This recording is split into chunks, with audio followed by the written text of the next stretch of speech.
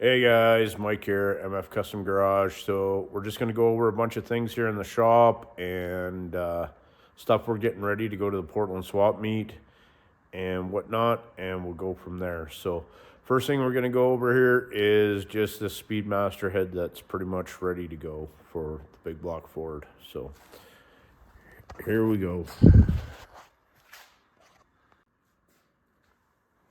Okay guys, so here's this head kind of finished. Just gonna roll it around. I'm gonna lose the bells. Gives you a rough idea what the exhaust ports look like now. I mean, we did extensive amount of porting, cleaned them all up. I'll grab the phone, we'll take a quick look in there when we're done. The intake ports we didn't do much to. Did a little bit of glass beading on them. We still got the stock Speedmaster valves in here. Did a new valve job. Seats are done. And we got good seats. Seats are a little wider probably than performance related, but they're not quite as wide as a stock valve job. But I did a whole new valve job. Exhaust seats are a little wider. You know, there'd be a million guys tell you, oh, well, you can't do this with stones anymore and everything else. But like I said, they're not the most performance valve job, but I wanted a little more seat given what happened last time. So the exhaust ports we got cleaned up really good. Surface of this head, I was gonna have it surfaced, but I just cleaned it up with 220 grade on longboard. Looks pretty good. I'm not too worried about it. We'll clean it up a little bit more before we install it. So it's kind of ready to go. Now, spring package, that's what I want to talk about. These were the stock, everybody bitches about them, Speedmaster springs. I pressed this spring out in the with my spring press, and I think it's about 130 seat pressure at 195 or 190 install, and it's 355 to 360 peak before bind. So it's not a bad spring. It worked okay with the solid we run, but I've decided I'm upgrading them to a Howard spring package, Howard's retainers, Howard's locks. It'll just be a better overall situation. So we are upgrading to some good quality American springs. We're leaving the valves, like I said. We're gonna fix up both heads the same. Valve job's a little bit wider this time than what I had on it before. And that's the update for the heads. The bottom end, we still gotta check quick for the motor. It's sitting over here, still under a towel. We've gotta check it. We'll check the bearings and we'll go from there. So that's essentially what's going on there. I'm just gonna take the phone so I can show you guys those finished exhaust ports and a couple things on these heads. So yeah, here's sort of the finished product. Looks pretty good, vast improvement, you know. Like I said, I'm just gonna pop these two valves out. Again, guys, bear with me. I'm trying to film, and so that's the chambers. No, you know, we did the short. They're pretty good. I mean, they're as good as they're gonna get. So hopefully that works, and everything's good, and we got a new valve job on them. I do just, you know, I seen a debate the other day, somebody on a forum, one of the big block Ford forums, talking about it. I do run a comp proper guide plate on here, like And I was just looking to see what the number is of it. So, because somebody had said something about that. So it's a 43.334 or 48.34 comp cams guide plate. And I've had excellent luck that fit these heads really good. These are ARP's cheapest stud that they make. They're nothing special, but they are an ARP. So anyway, that's what's going on with those heads, and we're gonna run them again.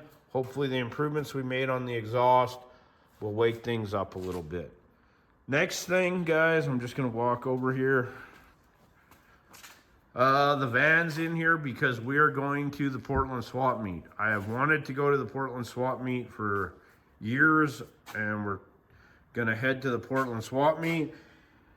So we had the van apart. The van, I haven't done anything to it since we went to Milan. Prior to going to Milan, guys, the motor that I put in here is pretty fresh. You can go back and look on my previous videos. This is a 305 headed 350, actually 305 HO heads. Small camshaft, just the Performer camshaft. But it was running rich on our trip to Milan. So I had decided to opt. This carburetor, if you know anything about quadrajets or whatever, has the power valve or power piston in it, they call it. So I'm thinking Holley power valve. And there's part of me wants to change this carburetor because I have the Performer EPS intake on here to a Holley or a Carter or something. But I've been working with this carburetor a bunch, so it was rich.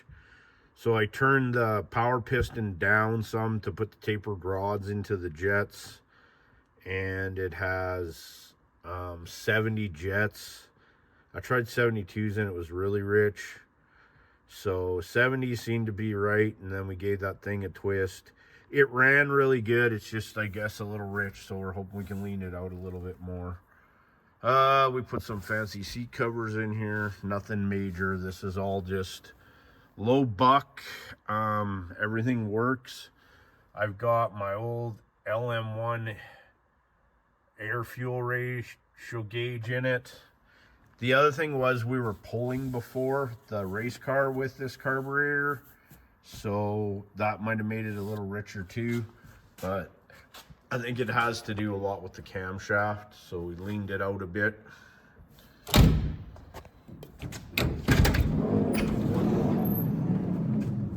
Other than that, the rest of the van, clean it up, and we will get ready to go to Portland.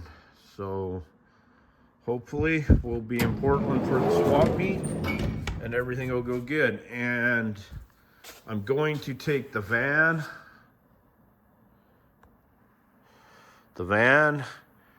and the drag and drive trailer. So the little trailer we got outside, the drag and drive trailer, we'll put it on the back of the van, which we've had the car trailer on, obviously. And we'll take that little trailer just to haul the tools, the generator, and if we bring anything back from the Portland swap meet. So that should be interesting to see how that goes. And I'll do one other quick update with this video. This video isn't going to be a long one, guys. It's going to be more or less a short one. The other thing I was thinking about doing is down there, I still have my ported D3 heads. And I was thinking about doing a comparison between them when I get a minute. Them and the Speedmaster heads, just to give an idea of why I think even the Speedmaster head is a bonus over that. So there's the Phytech, which is going to go back on the Galaxy with the micro squirt ECU this next go round. So we'll get into that a little bit. And I got one more thing to show you guys. Oh, when I was talking about this, I kind of did a short video on it, but going back here. Yeah, I still grind with stones, and all my stuff is ancient. My old valve grinder over here, guys. Pretty sure they ground Model T valves with it back in a Ford dealership. But it works really good. I get fairly good results. So, I don't know. Sometimes you don't need the newest, greatest equipment. You just need old equipment that does the job really good and is true. And that's what that is. So, yeah. And we've got a multitude of new stones and, of course, a stone grinder. Whoops, knocked over a valve. So, but I did back cut all the valves. I was just gonna, oh, here, I'll show you guys that too. So all these valves too got a back cut. Give me a half a second here. I'm just gonna put you back on the tripod, and then I can kind of show you what that looks like, because I did want to emphasize on that a little bit, because over the years I have found that that does make a fair bit of power. So if we look at this valve now, this one's pretty dyed up, but we do have a back cut on it, fairly substantial back cut, which smooths it out a lot. Helps really down low when you're getting in it. This has a back cut too. You can see the second angle here. So yeah, back cuts seem to make a big difference. I know when I was doing it on Vortec heads and stuff, just for pretty mild stuff, it seemed to really make a difference. Even the van engine has a back cut on it, because I think it helps down low flow. So the other thing I was going to talk about that we're going to get into, my wife has a 56 Ford sitting outside, and we are going to start building it. And so I ground these valves while I had them out, because I wanted to see how the seats look. These are 1970 351 Windsor heads. Kind of the best small block Ford head ever built. You can see the Windsor there, and it's I think this one's a DOTE. So I mean, it's the best of the best as far as stock Ford heads go. So yeah, here you can see a little better. We ground this valve, seen where the seats were at right now, just with the seats they had in them, because they got hardened seats in the exhaust on these heads already.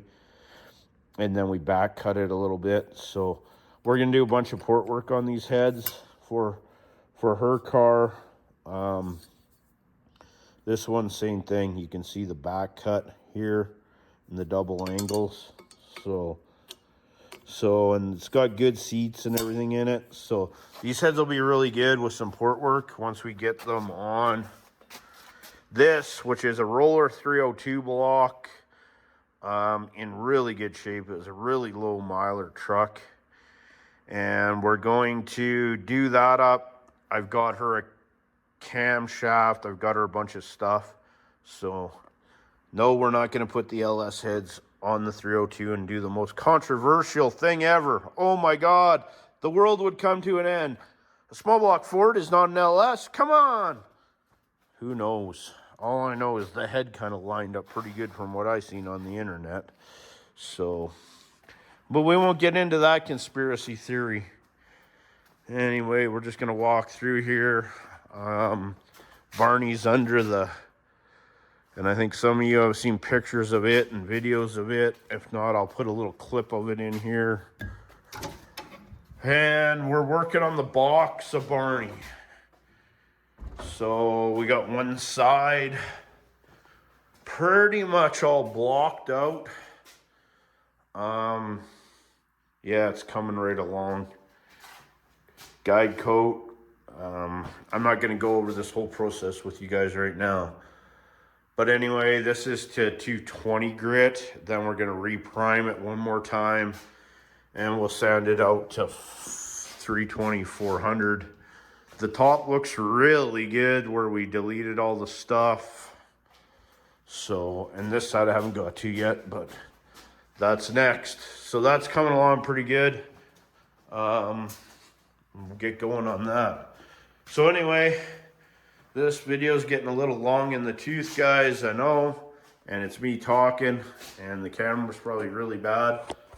But anyway, guys, thanks for supporting me. Thanks for all the subscribers. We're going to get you guys some really good content of the Portland swap meet.